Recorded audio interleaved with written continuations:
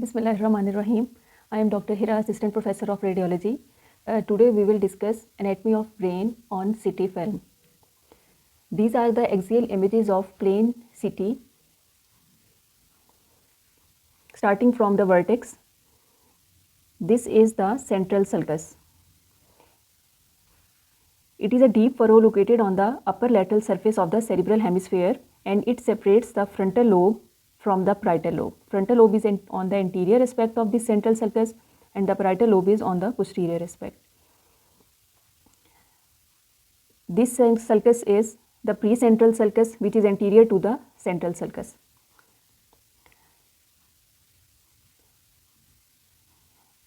These are the convolutions of the cerebral cortex, and these are known as gyri. These gyri are the grey matter of the brain. Next is the falx cerebri. It is a vertical midline partition of dura matter which lies in the longitudinal fissure and separates the cerebral hemispheres. This is the right cerebral hemisphere, this is the left cerebral hemisphere. Now this portion of the brain, which is the white matter, it is known as centrum semiovale, and it is just above the level of the lateral ventricles.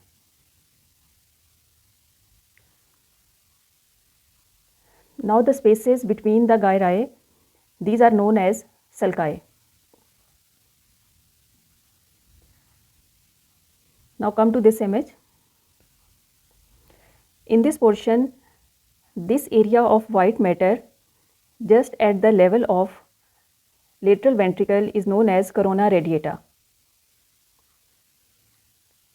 And this is the body of lateral ventricles. And this is the superior most portion of the lateral ventricle. This area just lateral to the body of lateral ventricle, which is crescent shaped structure, is the body of caudate nucleus. Now come to this image. This area visualized lying posterior to the occipital horns of lateral ventricle is splenium of corpus callosum. These are the occipital horns of lateral ventricle.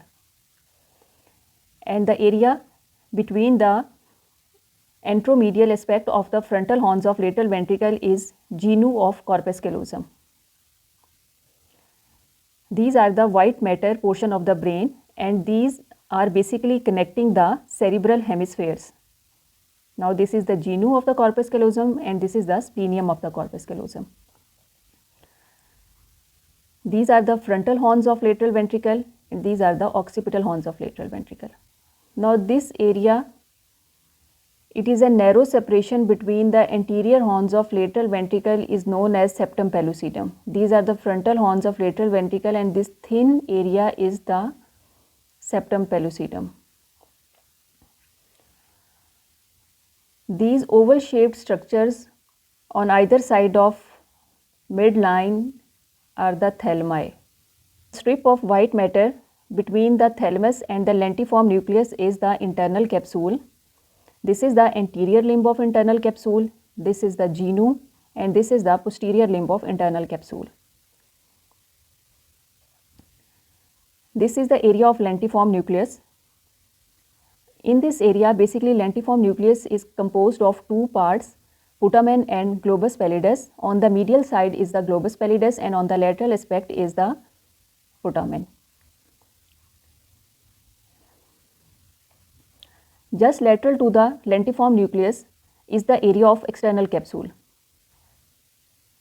This area is the sylvian fissure, and the ridge of grey matter which is bordering the sylvian fissure is insula. This black area is the sylvian fissure, and this area is the insula. The sylvian fissure is the fissure extending laterally between the frontal lobe and temporal lobes, and posteriorly between the temporal and the parietal lobes. This is the frontal lobe, and this is the part of the parietal lobe.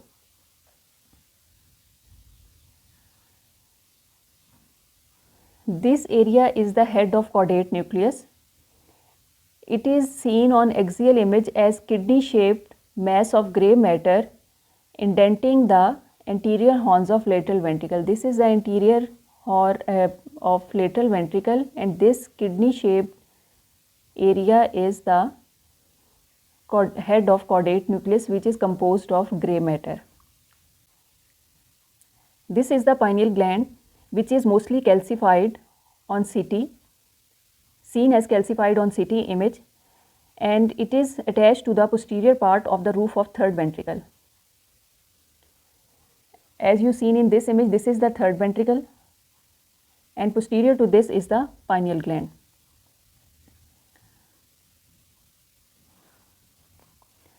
These calcified structures within the occipital horn of lateral ventricle are calcified choroid plexus. Now come to this image. These are the cerebral peduncles of the midbrain. This area is the midbrain, which is a part of the brainstem, and the half moon shaped structure of the midbrain, these are the half moon shaped structures of the midbrain. It is separated by the interpeduncular cistern. This black area, triangular shaped black area, is the interpeduncular cistern. This is the pons. This is the segment of brainstem between the medulla and the midbrain. This bony ridge visible on axial CT images is dorsum sella. It is the posterior portion of the sella tertica and anterior to the pons. These are the anterior clinoid processes, and this is the medulla oblongata. Posterior to the medulla is the fourth ventricle, and these are the cerebellar hemispheres.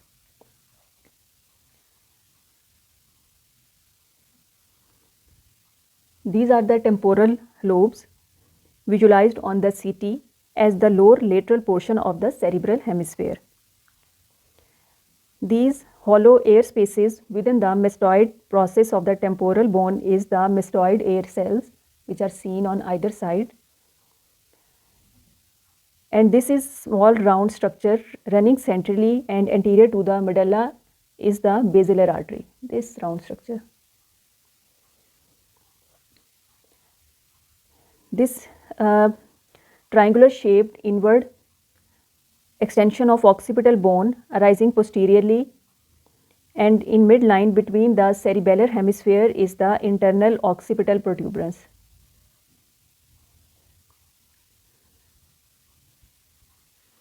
This is the part of the clivus bone. It is the basilar portion of the occipital bone which curves anterosuperiorly to articulate with the sphenoid bone.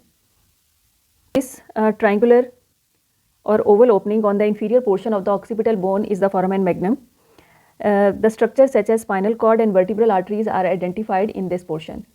These are the cerebellar tonsils. These are the sphenoid sinuses.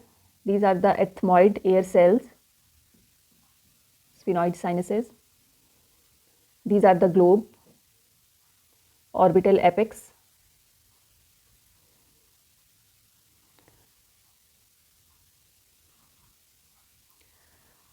Now we will see the paranasal sinuses on CT.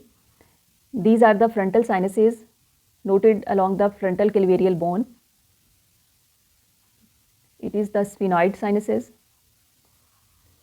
ethmoid complex on either side. Again, these are sphenoid sinuses. Maxillary sinuses are not included in these CT images. Now I will tell you about the venous sinuses on CT. Now I will tell you about the venous sinuses seen on CT. This is the area of superior sagittal sinus, this triangular shaped area. Now come to this image.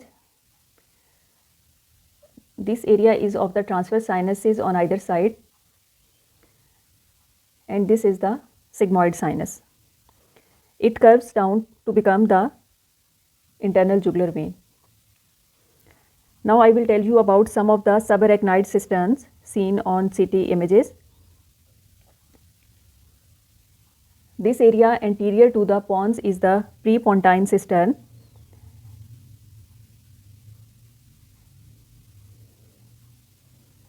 In this image, the area lateral to the midbrain is the ambient cister.